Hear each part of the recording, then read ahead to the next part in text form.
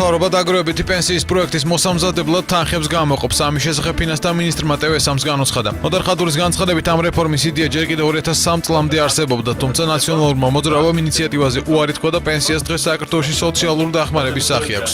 რაც უფრო გვიან დავიწყებთ მზადებას დაგროვებით პენსიაზე გადასვლაზე, მით უფრო გვიან გვექნება ზოგადად პენსია ქვეყანაში და მინდა გითხრათ, რომ ისაც დღეს გვაქვს არ არის პენსია თავისი ასით, ეს არის სოციალური დახმარება ხანში შესულთათვის და ჩვენ უნდა დავამკვიდროთ საქართველოს საპენსიო სისტემა, ეს არის ძალიან ხანგრძლივი და ძალიან რთული რეფორმა.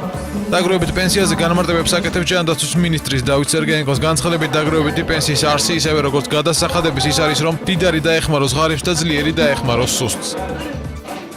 ნებისმიერი მოქალაქე მუშაობის პერიოდში, როდესაც აქტიურად მუშაობს, თავის საშემოსავლოდან ავტორიზებულ თანხის რაოდენობას გამოყოფს საპენსიო ფონდისათვის და მერე რო კონდეს უკვე გარანტირებული მაღალი პენსია. პროექტს მთავრობა მსოფლიო ბანკთან ერთად ამუშავებს, ინიციატივის განხილვები 2012 წელს დაიწყო.